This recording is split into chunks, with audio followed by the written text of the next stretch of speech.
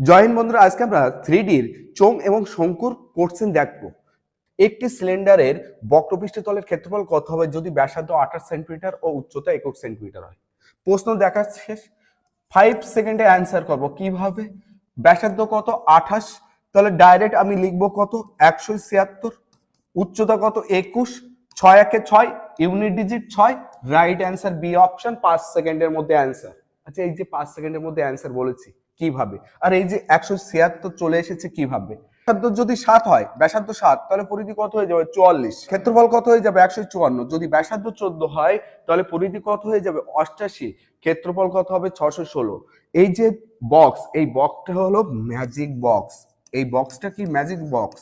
আর এই বক্স যদি তোমার ব্রেনে লোড করা থাকে, সিলিন্ডারের বক্রপৃষ্ঠতলের ক্ষেত্রফল কত হয় যদি ব্যাসার্ধ 70 সেন্টিমিটার এবং উচ্চতা 14 সেন্টিমিটার হয়?